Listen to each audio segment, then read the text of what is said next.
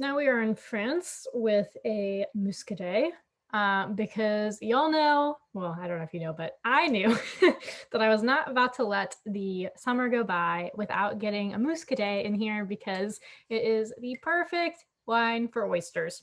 I know we'll talk about other things you can pair it with. Some people hate oysters, and especially like I'm originally from Oklahoma. Do I really want to go out and eat oysters? Like you can have them, they're good at some places, but it's not really the same as like I'm in Cape Cod right now. So obviously I have been drinking a lot of this because we go out and get our own oysters and it is just the perfect pairing. So before we actually jump into it, in case you have not had muscadet before, a few fun things about it. So it always, if it has, like the designation of muscadet, not always, but at least most time has this on the bottle where it says sur lie. If you've been here for a while, you know that sur lie means it's been on the lees. The lees are the little pieces of yeast that are still left over. And thank you to my WSAT professor for putting this in my mind in this way. What they do is when they leave it sur lie, is not only do they let the lees stay in, but most of the time they'll do something called batonnage. And you take a baton, basically a baton, and it's like a little stir, and you put it in the barrel and you batonnage, and you basically just stir it in so the lees get a ton of contact with the wine. And so we're talking about yeast here. That makes the wine taste creamy, which would make sense because it's yeast. So that is like when you get creaminess in wines, it's almost always from lees contact. And it should be noted that red wine has it too. Maybe they don't batonnage it or anything like that, but it's very uncommon for them to take the lees out of reds. Sometimes they will, but it's just far more noticeable the difference with lees versus without lees when we're talking about white wines. Again, because we're talking about the creaminess of it for the most part. So there's your fun history lesson before we talk about it at all. But this wine is a very good example of what a traditional muscadet would taste like. Like obviously it's great. We're happy that it's made naturally, but like I would not know the difference between this and one that is like the traditional version that you would get of a muscadet. So with that, let's dive in. So the grape is Melon de Bourgogne, and that's just the traditional grape they'll use for this. It's light fruit. Well, let's just talk about it via the wine instead. So super clear. It does actually, it's not super clear. I lied about that. I think also, again, maybe because it's 2019, so it has just a teensy bit of age on it. And also from the lees contact, it's like, it's got a tiny bit of color to it.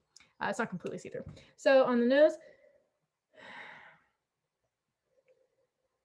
it's like a creamy lime, like key lime pie. Yeah, actually that's it. It's like key lime pie. That's the first thing I'm getting. It also has some tropical notes to it. It's like lychee, maybe a little bit peachy, but man, lychee, when you get lychee, it's hard to get rid of it because that's just like, it's such a specific smell. And it also has like some nice florals to it, like honeysuckle maybe, or like some honey something. But yeah, it also smells crisp.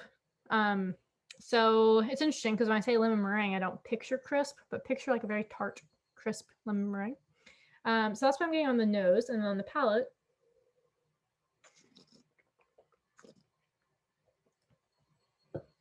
Oh, it's just so good. I just wish I had some oysters right now. So it's got amazing mouthfeel because of the lees, and the finish is very long, and it literally feels like delicious key lime pie, but not so much pie, really just key lime with like the whipped cream, no crust part is like staying in my mouth. And it's first starts with like the lovely acidity, and then you get like the creaminess in the mouthfeel, and then it just ends with this like lovely key lime, even like kind of the honeysuckle I was talking about before is there. And that's just delightful. I don't know. I think that a lot of people can be turned off by muscadet only because of the creaminess, especially if like you're one of the people that's like, oh, I don't like buttery Chardonnay or whatever. This has nothing to do with buttery Chardonnay. It's not like it at all, other than the fact that there is, in theory, a little bit of creaminess to it. But the way that I would actually describe it is more like champagne is almost always sur lie as well. Yeah. And it's almost like a non-carbonated champagne is how I would describe it. Like it's got all the vibrance of it. It's got the creaminess and it just doesn't have like the frothy mouthfeel. So if you do like bubbles, but you're hesitant about the creaminess, then you will actually, I think, really enjoy this wine when you think about it through that lens. And obviously when you pair it with something delicious. So I'm just going to tell you that it should go with oysters, but if you hate oysters and I have to think of something else, it could also be good with generally like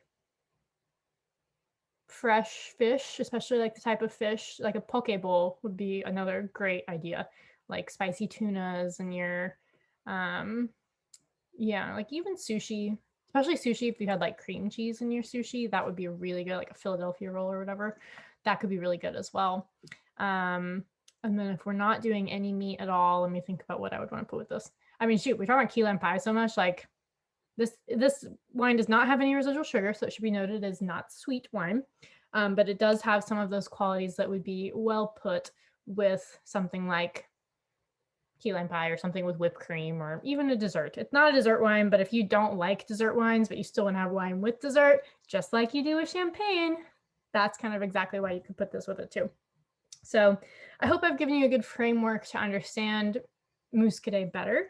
And if you do like this wine, then you can't reach for anything else anytime you're wanting to have your fresh oysters or your steamers or whatever. So I hope that you find the correct setting for it and really enjoy it. Oh, and make sure you chill it a lot. I love when it's like very, very chilled. So have fun.